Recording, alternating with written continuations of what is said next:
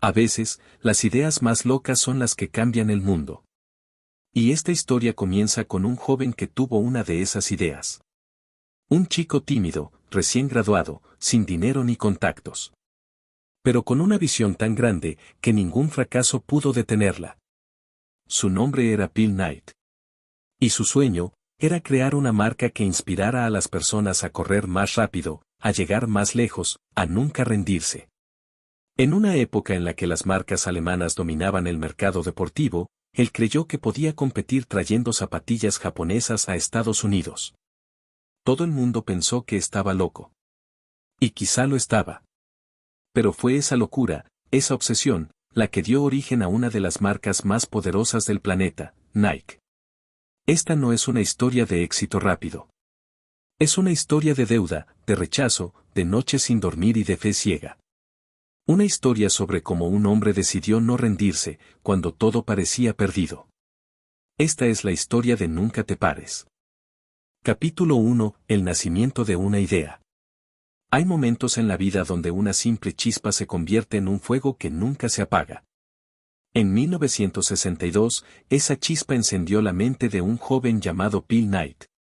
Tenía 24 años, acababa de graduarse en la Universidad de Stanford, y como muchos jóvenes de su edad, no sabía exactamente qué hacer con su vida. Pero dentro de él había algo que no podía ignorar, un deseo profundo de dejar una huella, de crear algo grande, algo que trascendiera. En un trabajo universitario sobre emprendimiento, escribió una idea que parecía insignificante. Importar zapatillas deportivas japonesas para competir con las marcas alemanas como Adidas y Puma. Era una idea tan simple y tan absurda para la época. Japón acababa de salir de la posguerra, y pocos creían que pudiera fabricar productos de calidad. Pero Bill había notado algo que los demás no veían: mientras los alemanes dominaban el mercado con precios altos, las fábricas japonesas estaban aprendiendo a hacer productos buenos, rápidos y baratos. Y detrás de esa observación había una intuición poderosa: lo pequeño y lo subestimado puede vencer a los gigantes si se mueve más rápido. Bill no sabía si esa idea funcionaría. Pero sí sabía que no podía quedarse quieto. Así que decidió hacer algo que cambiaría el curso de su vida: tomar un vuelo y viajar alrededor del mundo. Era 1962, y ese viaje no era algo común. No tenía una fortuna. No tenía respaldo. Solo un plan vago, una maleta y una convicción silenciosa: encontrar su propósito. Durante meses recorrió países, desde Egipto hasta Grecia, de la India hasta Italia. Cada lugar lo transformaba un poco más, ampliando su visión del mundo y su sentido de posibilidad. Pero su destino final no estaba en Europa, sino en Asia. En Japón, descubrió una empresa llamada Onitsuka Tiger, que fabricaba zapatillas deportivas con una calidad sorprendente. Intrigado, decidió pedir una reunión con los directivos. Era un simple joven americano, sin experiencia ni reputación, entrando a una oficina llena de ejecutivos japoneses de traje. No tenía un plan elaborado, ni siquiera un discurso preparado. Pero tenía lo único que realmente importa: determinación. Cuando lo recibieron, improvisó. Les habló de la pasión por el running en Estados Unidos, de cómo los atletas estaban buscando zapatillas más ligeras y accesibles. Les dijo que él representaba a una empresa llamada Blue Ribbon Sports, una compañía que aún no existía, y que quería distribuir sus productos en América. Era una mentira, pero una mentira impulsada por un sueño. Y contra todo pronóstico, los japoneses aceptaron. Le dieron la oportunidad de importar sus zapatillas y venderlas en Estados Unidos. Ese día, Bill Knight no solo consiguió un contrato, encendió el motor de lo que años después se convertiría en Nike. Cuando regresó a Oregón, no había inversores, ni almacenes, ni oficinas. Solo cajas de zapatos amontonadas en el garaje de sus padres y un teléfono de línea fija. Así comenzó todo, con un joven que creía tanto en su visión que estaba dispuesto a arriesgarlo todo, incluso su estabilidad. Bill empezó a vender las zapatillas Onitsuka Tiger en competencias locales, directamente desde el maletero de su coche. Esperaba a los atletas al final de las carreras, Los saludaba, les mostraba el producto y hablaba con una pasión tan sincera que muchos terminaban comprando solo por su energía. No vendía zapatos. Vendía la idea de correr más rápido, de romper límites. Cada venta era una pequeña victoria, una confirmación de que su locura tenía sentido. Pero detrás de cada venta también había miedo, miedo a no poder pagar las facturas, miedo a que el producto no llegara, miedo a fracasar. Y sin embargo, nunca se detuvo. Con el tiempo, esa combinación de ingenuidad, audacia y pasión comenzó a atraer algo más poderoso que el dinero, momentum. El impulso de alguien que actúa sin esperar garantías, que se lanza sin saber si el suelo aparecerá debajo de sus pies. Bill entendió algo que la mayoría olvida. No necesitas saber exactamente cómo llegar a la cima para empezar a escalar. Solo necesitas dar el primer paso, aunque sea en la oscuridad. Porque los grandes negocios, las grandes revoluciones y las grandes vidas no comienzan con certezas. Comienzan con una idea ridícula que se atreve a existir.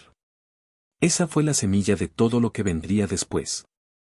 Un joven, una idea loca, un par de zapatillas japonesas. Y el deseo inquebrantable de no parar hasta convertir esa idea en realidad. Capítulo 2. Los años de supervivencia. La mayoría de las historias de éxito se cuentan hacia atrás. Nos hablan del triunfo, del momento en que todo sale bien, de la cima alcanzada. Pero lo que casi nadie ve es el tramo más difícil, esos años donde todo parece derrumbarse, donde el sueño se mantiene solo con fe y terquedad. Para Bill Knight, esos fueron los años de supervivencia. A su regreso de Japón, el entusiasmo lo llenaba. Había conseguido un acuerdo con Onitsuka Tiger y, por fin, tenía algo tangible entre las manos. Pero en la práctica, el negocio era apenas una ilusión sostenida con cinta adhesiva y esperanza. No tenía empleados, no tenía capital y no tenía tiempo suficiente. Así que mientras intentaba hacer despegar Blue Ribbon Sports, también trabajaba a tiempo completo como contador. De día, se dedicaba a los números de otros. De noche, se sumergía en los suyos. Pasaba horas revisando facturas, organizando pedidos y escribiendo cartas a Japón. Vivía entre cajas de zapatos, papeles y deudas. Su oficina era el garaje de sus padres, su almacén, el maletero del coche, su sueldo, apenas lo suficiente para sobrevivir. Había días en los que se despertaba agotado, preguntándose si todo valía la pena. Pero entonces recordaba el fuego que lo había empujado a comenzar. Cada vez que veía a un corredor calzarse uno de sus pares de zapatillas y sonreír, algo dentro de él se reencendía. No se trataba solo de vender. Se trataba de construir algo que lo trascendiera. Durante esos años, Bill aprendió una verdad que pocos emprendedores aceptan. La pasión es esencial, pero no suficiente. No basta con amar lo que haces. Hay que sostenerlo con disciplina, con gestión, con decisiones duras que muchas veces duelen. Porque cada dólar que entraba en Blue Ribbon se iba inmediatamente para pagar deudas o comprar más inventario. El negocio crecía, sí, pero él seguía sin poder pagarse un salario. Y aunque las ventas aumentaban, el dinero siempre faltaba. Era como correr sobre una cuerda floja, siempre al borde del vacío. A veces los envíos desde Japón se retrasaban, otras veces los clientes no pagaban a tiempo. Bill debía hacer malabares con el crédito de los bancos, prometiendo a los gerentes que todo mejoraría, que las ventas iban a multiplicarse, que solo necesitaba un poco más de tiempo. Pero los bancos no creen en sueños. Creen en balances. Y cada reunión con un banquero era una batalla de nervios. Bill, con su traje modesto, tratando de parecer un empresario confiado, mientras por dentro rogaba que no le cerraran la línea de crédito. El peso de la incertidumbre era brutal. Sus padres lo miraban con preocupación, sus amigos no entendían por qué insistía en seguir con algo que apenas daba frutos. Pero él seguía. Porque había algo más poderoso que el miedo al fracaso, el miedo a rendirse. En medio de esa tensión constante, apareció una figura que cambiaría el rumbo de su historia, Bill Bowerman, su exentrenador de atletismo en la universidad. Un hombre obsesionado con la excelencia, con la mejora continua, con la idea de que siempre se puede correr más rápido si se encuentra la manera correcta. Bowerman no solo se unió como socio, sino que aportó la mente innovadora que Phil necesitaba. Juntos comenzaron a experimentar, a rediseñar las zapatillas, a buscar materiales más ligeros y resistentes. Mientras Phil luchaba con los números, Bowerman jugaba con ideas. Esa combinación, la visión práctica y la mente creativa, se convirtió en el corazón de lo que más tarde sería Nike. Pero antes de llegar ahí, Blue Ribbon tuvo que sobrevivir a su propia fragilidad. Hubo meses en los que Nike no sabía si podría pagar la próxima factura. Hubo noches sin dormir, días sin descanso y momentos donde parecía que todo se desmoronaría. Y sin embargo, cada obstáculo lo hacía más determinado.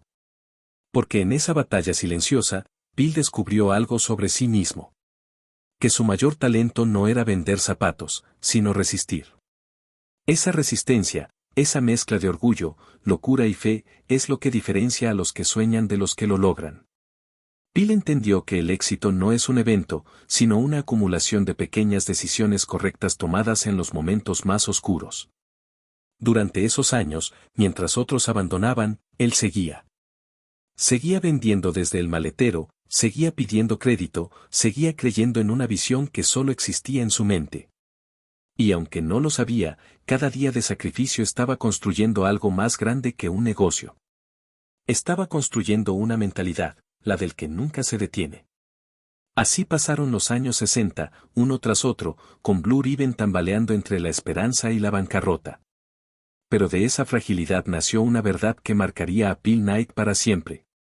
Los sueños más grandes no se levantan en tiempos de abundancia, sino en los días en que todo parece imposible. Y aún así decide seguir adelante. Antes de continuar, imagina despertar cada día sintiéndote confiado, sabiendo que el dinero ya no es un límite, sino una herramienta para alcanzar todo lo que te propongas.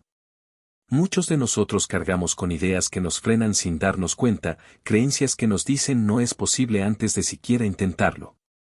Pero cuando aprendes a identificarlas y liberarlas, tu mente empieza a funcionar de otra manera, ve oportunidades, soluciones y caminos que antes parecían imposibles. El ebook Mentalidad de Titán te muestra cómo hacer ese cambio, ayudándote a construir una mentalidad abundante y enfocada en tus metas. Si quieres dar ese primer paso hacia una vida con más libertad, más seguridad y más éxito, toca el link de la descripción y obtén el ebook. Este puede ser el momento que marque la diferencia. Ahora sí continuemos. Capítulo 3. El equipo fundador. Phil Knight solía decir que una empresa es solo tan buena como las personas que la componen. Pero en aquellos años, Blue Ribbon Sports no era una empresa. Era un grupo de soñadores, mal pagados, mal dormidos y completamente convencidos de que estaban construyendo algo que aún no tenía nombre, pero que ya vibraba con vida propia. Phil había aprendido que ningún sueño sobrevive en soledad. Por mucho que creyera en su visión, sabía que la carga era demasiado pesada para un solo hombre. Necesitaba un equipo. No empleados. No gente que simplemente cumpliera órdenes. Sino compañeros de guerra, personas dispuestas a sacrificarse por una idea tan loca como él. El primero en unirse fue Jeff Johnson. Un tipo obsesivo, meticuloso, con una energía casi inagotable. Mientras Phil lidiaba con los bancos, Jeff se encargaba de vender. Pero no solo vendía.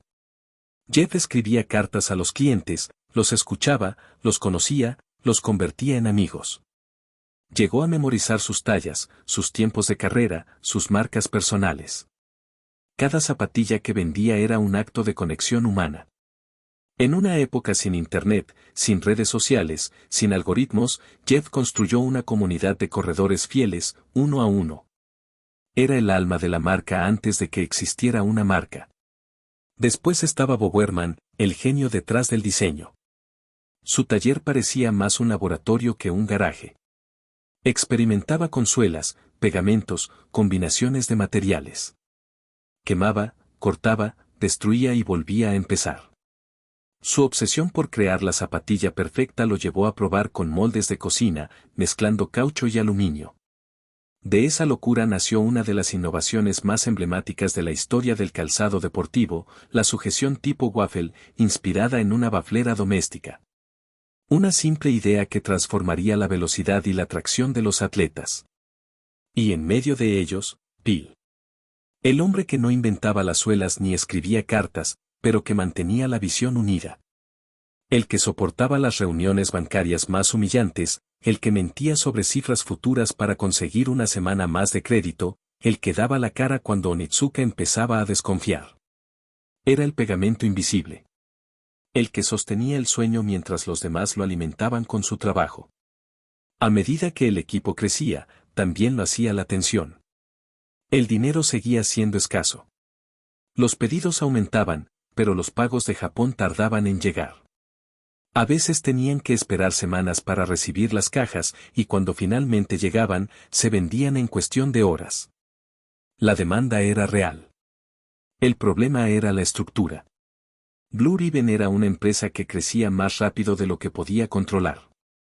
Bill se daba cuenta de que algo debía cambiar. Que ya no podían seguir siendo simples distribuidores de Onitsuka Tiger. Dependían demasiado de una compañía extranjera que los miraba con sospecha y que, en cualquier momento, podía cortarles el suministro. Y, efectivamente, eso fue lo que pasó. Un día, sin aviso, Onitsuka comenzó a contactar directamente a los clientes de Blue Ribbon. Intentaban venderles sin intermediarios, eliminando a Knight del mapa. Fue un golpe bajo, una traición disfrazada de estrategia empresarial. Bill sintió una mezcla de rabia, frustración y miedo. Pero también, por primera vez, sintió algo más poderoso, libertad. Si Onitsuka quería quitarle su sustento, él construiría el suyo. Así nació una decisión que lo cambiaría todo. En lugar de rendirse, Bill reunió a su equipo y les dijo, vamos a crear nuestra propia marca. El ambiente se llenó de silencio. Era una locura. No tenían dinero, ni fábrica, ni nombre. Solo una idea y una convicción, que podían hacerlo mejor. Fue entonces cuando apareció el primer símbolo del futuro, un logotipo. Una joven estudiante de diseño llamada Caroline Davidson les mostró varios bocetos. Entre ellos, uno sencillo, casi improvisado, una curva fluida que simbolizaba movimiento, velocidad y libertad. Bill no estaba del todo convencido, pero el tiempo apremiaba. Pagó $35 por aquel dibujo. No sabía que acababa de comprar uno de los íconos más reconocibles del planeta. El nombre llegó poco después, casi por accidente. Jeff Johnson, en uno de sus desvelos, soñó con la diosa griega de la victoria, Nike. Cuando se lo contó a Bill, algo resonó. Corto, fácil de pronunciar, suena rápido, pensó. Así nació el nombre. No desde una estrategia de marketing, sino desde una mezcla de urgencia y destino. A partir de ese momento, Blue Ribbon empezó a desvanecerse y Nike comenzó a respirar. Ya no eran simples revendedores. Eran creadores. Y aunque el riesgo era enorme, también lo era la emoción. Por primera vez, el sueño era completamente suyo. Bill lo entendió entonces, el verdadero poder de un equipo no está en las habilidades individuales, sino en la suma de las locuras compartidas. En la fe colectiva de un grupo de personas que, aún sin garantías, deciden creer. El equipo fundador no era perfecto. Discutían, se estresaban, se equivocaban. Pero compartían algo que ningún competidor podía copiar, un propósito. Y eso, más que el dinero o la tecnología, fue lo que encendió el fuego que pronto incendiaría al mundo del deporte. Capítulo 4. El nacimiento de Nike. Era el año 1971. Bill Knight caminaba con el corazón apretado. Sabía que el fin estaba cerca. Blue Ribbon Sports, esa empresa que había construido con sudor, mentiras piadosas y noches sin dormir, estaba a punto de perderlo todo. Onitsuka Tiger, su socio japonés, había decidido prescindir de él. Tras años de colaboración, intentaban apropiarse del mercado estadounidense por su cuenta. Los pedidos se retrasaban, los contratos se volvían ambiguos, y las llamadas que antes eran cordiales ahora estaban llenas de frialdad. Bill lo entendió. O moría con su distribuidora. O renacía con algo nuevo. Y así, entre el miedo y la fe, decidió dar un paso que separa a los soñadores de los constructores. Crear su propia marca. Su propio destino. Un día, sentado en la oficina improvisada de Blue Ribbon, reunió a su pequeño equipo y soltó la bomba. Vamos a fabricar nuestras propias zapatillas. El silencio fue absoluto. Todos lo miraron como si acabara de perder la cabeza. No tenían dinero, no tenían fábricas, ni siquiera un nombre. Pero tenían algo mucho más poderoso, una visión compartida. Fue Jeff Johnson quien, obsesivo como siempre, empezó a escribir ideas de nombres en una libreta. Buscaba algo que transmitiera velocidad, fuerza, energía. Durante días no encontraron nada. Hasta que una noche, Jeff tuvo un sueño. Vio una diosa alada. Nike, la diosa griega de la victoria. A la mañana siguiente llamó a Bill. Creo que ya lo tengo. Nike. Bill no estaba del todo convencido, pero el tiempo se agotaba. Necesitaban un nombre para enviar los moldes de fabricación. Así que, casi sin pensarlo, dijo, está bien. Será Nike. A veces, los grandes nombres no nacen de una estrategia.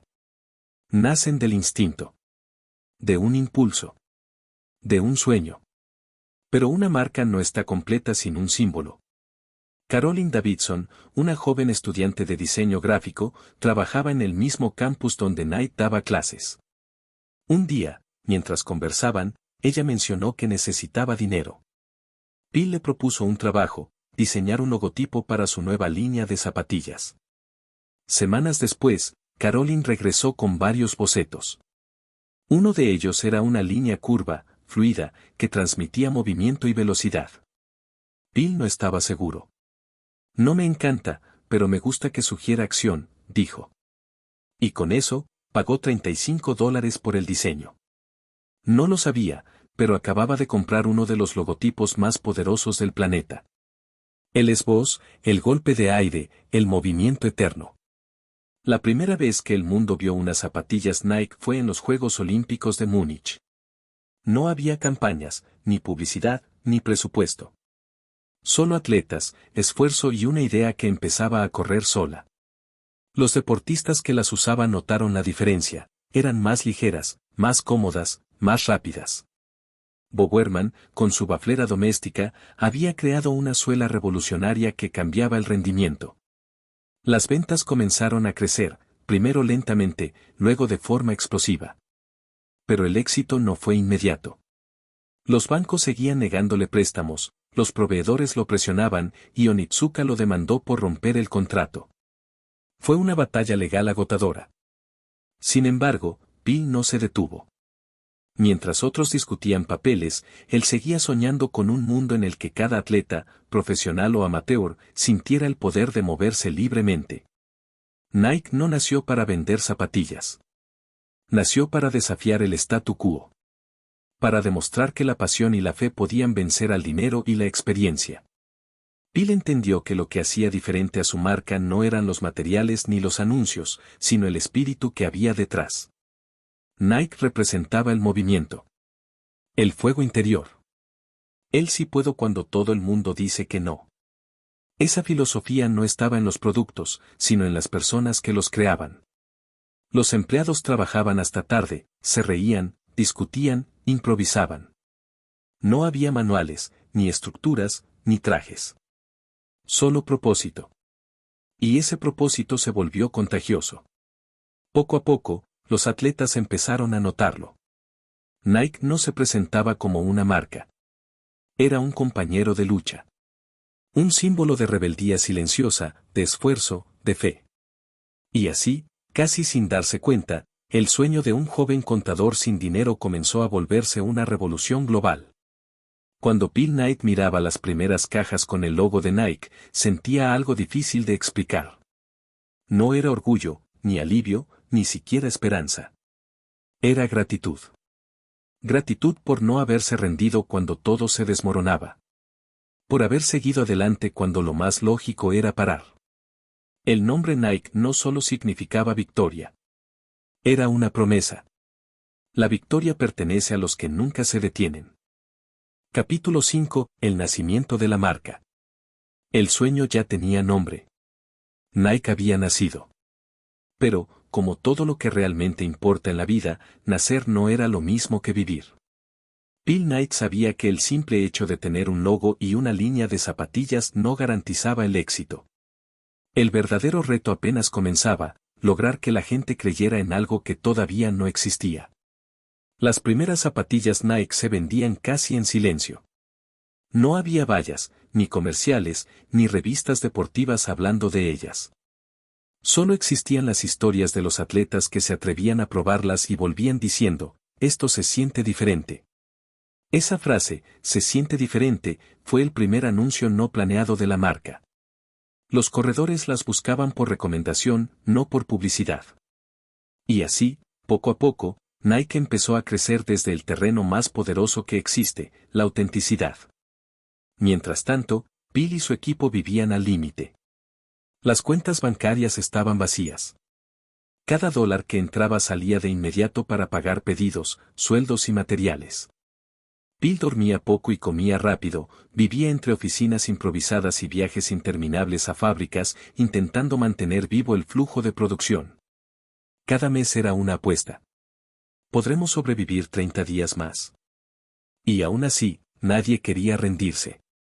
Los bancos no confiaban en Nike.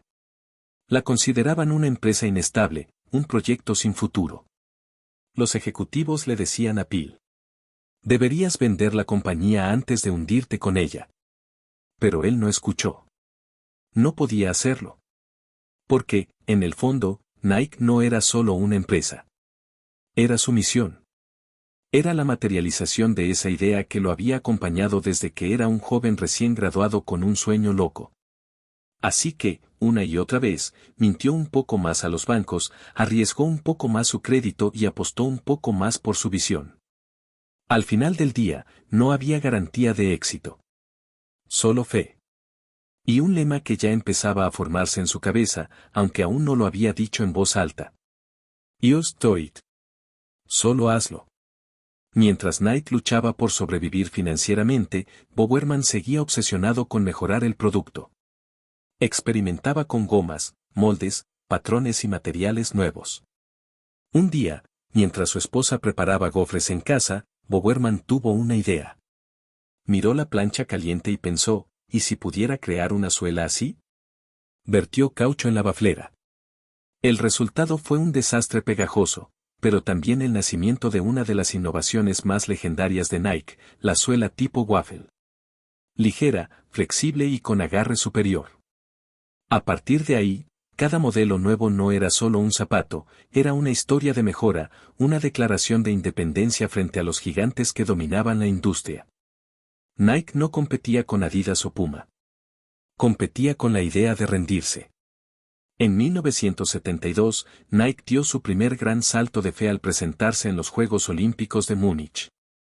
Bill no tenía una gran estrategia de marketing. Solo tenía esperanza y unos cuantos pares de zapatillas. Cuando los atletas salieron a correr con ellas, algo cambió. Los espectadores no sabían qué marca era, pero notaban que los corredores se movían distintos. Las cámaras empezaron a enfocarse en esos zapatos con una marca rara, una curva que parecía moverse por sí sola. Era el esbozo. Era el comienzo del mito. Las ventas subieron, pero no lo suficiente para eliminar las deudas. La empresa aún estaba en riesgo. Los proveedores exigían pagos. Los bancos presionaban. Y Bill, como siempre, seguía adelante con el corazón en la garganta. El éxito parcial trajo consigo un nuevo enemigo, el exceso de confianza ajena. Los competidores empezaron a copiar sus diseños. Los socios pedían participación. Y el estrés financiero crecía como una sombra que lo seguía a todas partes. Bill entendió que crecer no era sinónimo de avanzar. Podías vender más, pero si el alma del proyecto se contaminaba, lo perdías todo. Así que tomó una decisión: Nike no se convertiría en una empresa tradicional. No habría trajes ni jerarquías absurdas. La marca debía seguir respirando el mismo espíritu que la hizo nacer: riesgo, pasión, locura. Al final de cada día, cuando todos se iban, Bill se quedaba mirando el logo sobre la pared. A veces se preguntaba si valía la pena tanto sacrificio. pero dentro de sí, algo le decía que sí. Porque, aunque aún no lo sabía, Nike ya no era solo su sueño. Era el reflejo de miles de personas que también querían correr hacia su propia victoria personal. Cada par de zapatillas vendidas era más que una venta.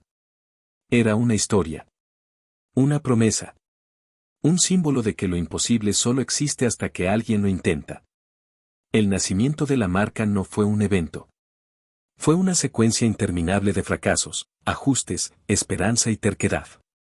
Pero cada uno de esos momentos moldeó el carácter de Nike. Phil Knight no construyó una empresa de zapatillas. Construyó una forma de pensar. Una filosofía que dice: el éxito no se busca, se persigue con todo lo que tienes, incluso cuando no queda nada. Y ese fue el verdadero comienzo de Nike. Una idea que se negó a morir. Capítulo 6. Cultura Nike.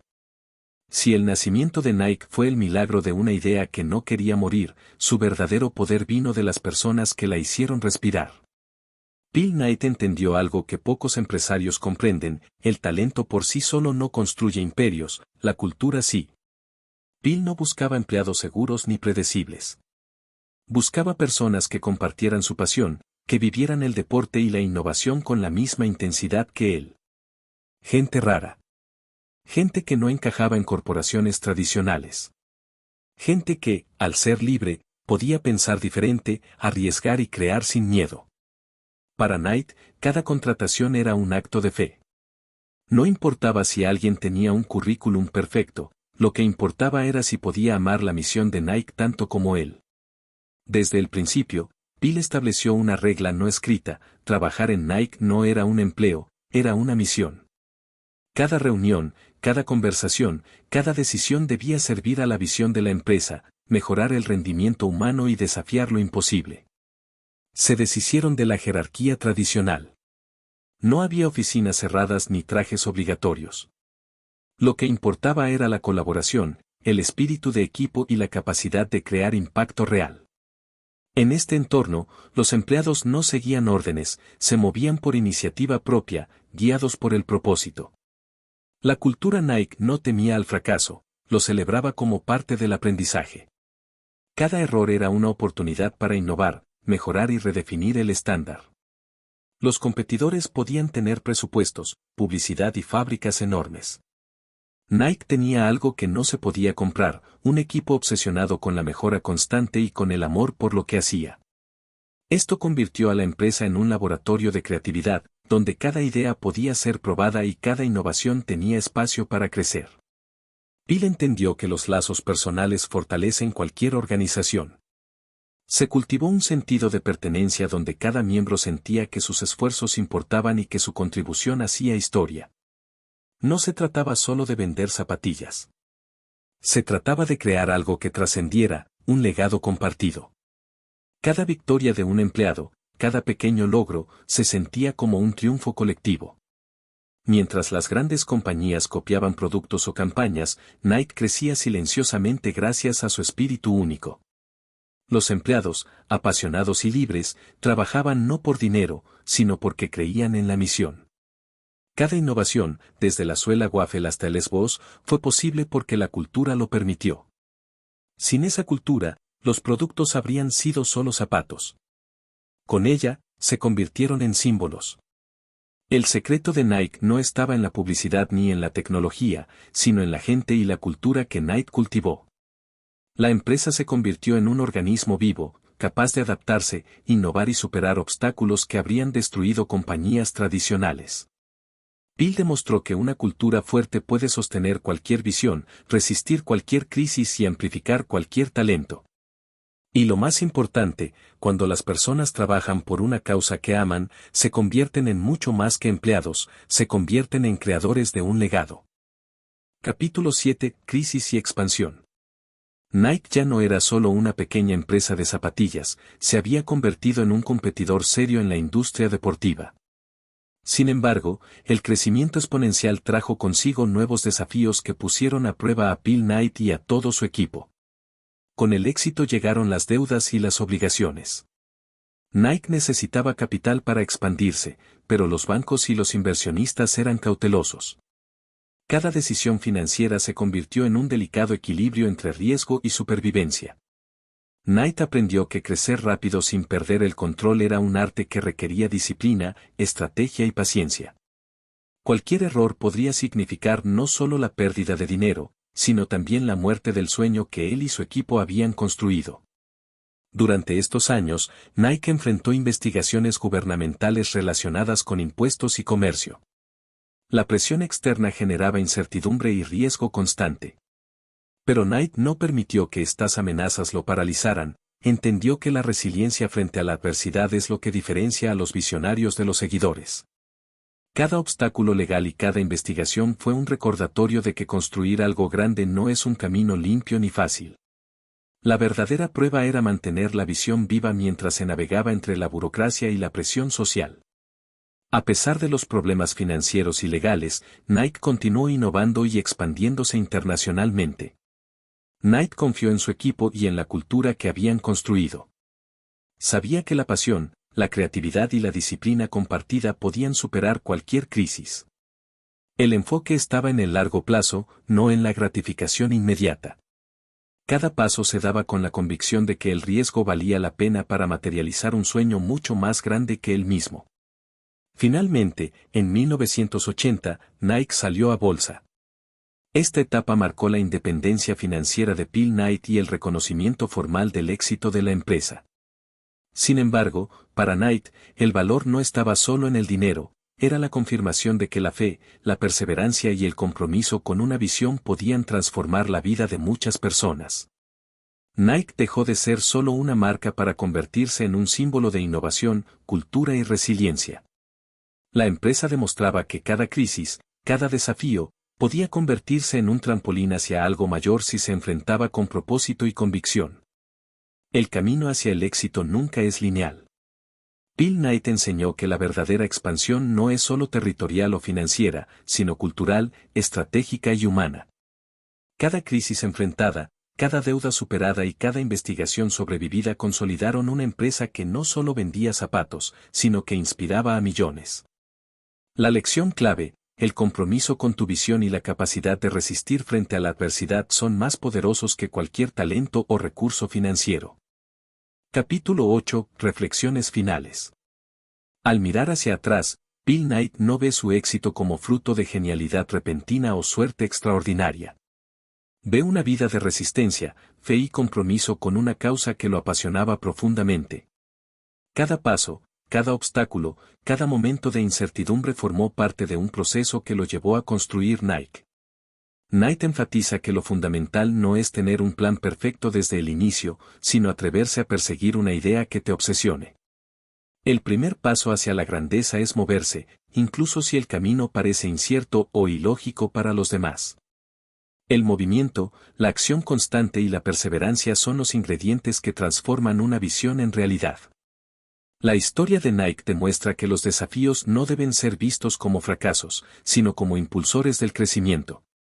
Cada problema financiero, cada conflicto con socios o proveedores, cada duda externa se convirtió en un catalizador que fortaleció la visión de Nike. La adversidad enseña disciplina, paciencia y creatividad, cualidades esenciales para cualquier emprendedor. Uno de los elementos más importantes del legado de Nike es la cultura de Nike. No se trataba solo de vender zapatos, se trataba de crear un ambiente donde la pasión, la innovación y la audacia fueran valores centrales. Al rodearse de personas que compartían su visión y entusiasmo, Knight potenció la creatividad y la resiliencia del equipo. La lección es clara, las grandes empresas no se sostienen solo con estrategia, se sostienen con cultura y propósito compartido. El éxito de Nike no llegó de la noche a la mañana.